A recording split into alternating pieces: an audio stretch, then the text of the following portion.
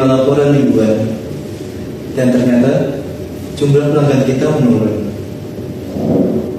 Saya ingin kita membahas apa penyebabnya dan bagaimana cara kita untuk mengatasi hal tersebut.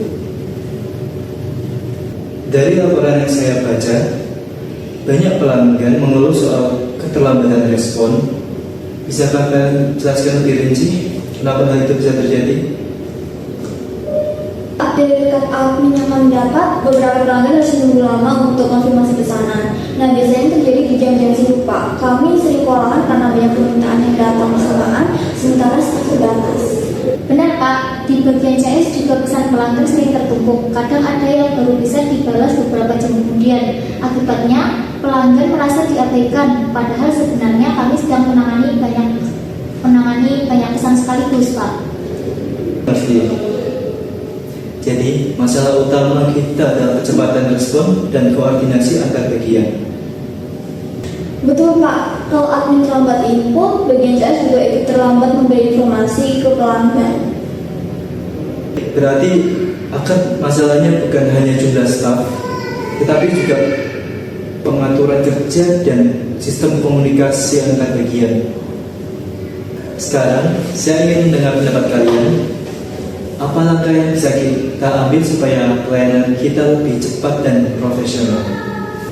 Menurut saya, Pak, kita perlu membuat jadwal tiket admin di jam sibuk. Nah, jadi dengan begitu, selalu ada orang yang siap menangani pesanan dan juga konfirmasi tanpa harus menunggu dari staf tertentu. Saya setuju. Selain itu, kita bisa buat template pesan otomatis di aplikasi chat pelanggan. Misalnya, ketika pelanggan mengirim pesan, mereka langsung dapat balasan seperti terima kasih, pesan Anda sudah kami terima dan sedang kami proses. Nah, dengan cara ini pelanggan merasa diperhatikan meskipun belum dibalas secara manual. Ide yang bagus, tetapi saya juga menemukan catatan dari pelanggan. Mereka menilai respon staf kadang kurang ramah atau terkesan terburu-buru. Bagaimana menurut kalian? Mungkin kita perlu pelatihan komunikasi pelayanan, Pak, biar semua staf tahu bagaimana cara menghadapi pelanggan dengan sopan dan empati, terutama saat menghadapi keluhan. Betul, Pak. Dan supaya tidak berbeda-beda antara satu staf dengan lainnya, sebaiknya kita juga buat SOP khusus pelayanan pelanggan. Isinya langkah-langkah yang jelas, mulai dari penerimaan pesan sampai tindak lanjutnya. Baik, jadi ada 3 langkah besar yang kita sepakati. Yang pertama, membuat jadwal piket admin di jam sibuk. Yang kedua, menyusun template pesan otomatis pelanggan. Dan yang terakhir, membuat SOP dan pelatihan pelayanan pelanggan.